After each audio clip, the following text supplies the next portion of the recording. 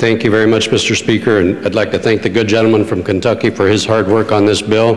I rise today in support of my amendment to H.R. 2042, the Ratepayer Protection Act of 2015, and urge my colleagues to support its adoption.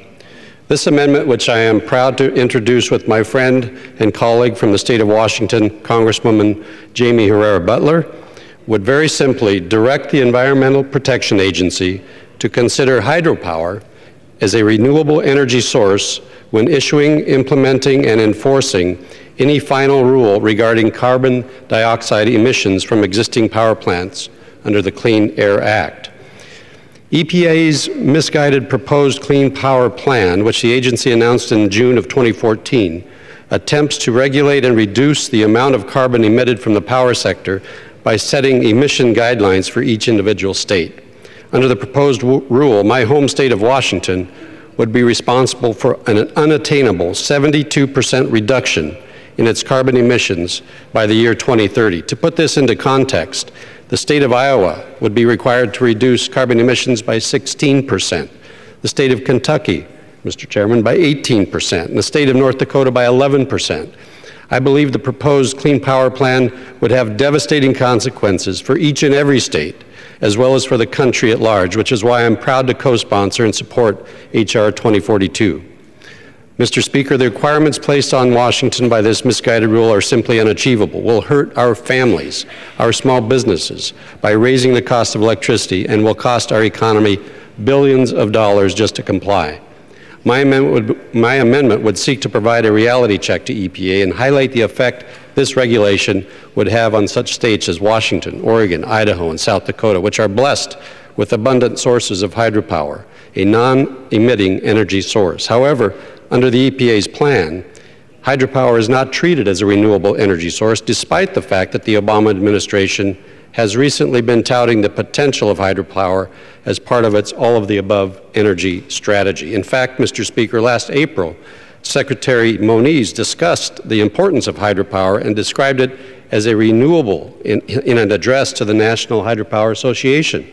In his remarks, the Secretary stated, "We have to pick up the covers off of this hidden renewable that's right in front of our eyes and continues to have significant potential."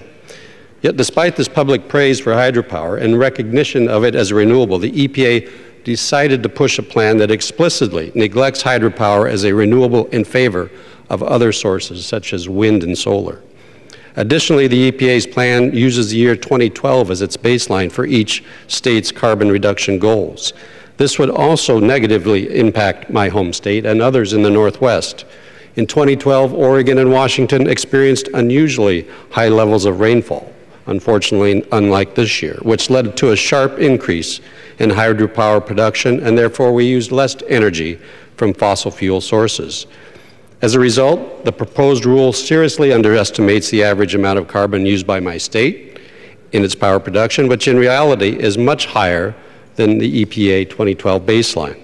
Because hydropower is not viewed as a renewable, we will have to utilize impractical amounts of other renewable energy sources such as wind and solar to meet the EPA's goals.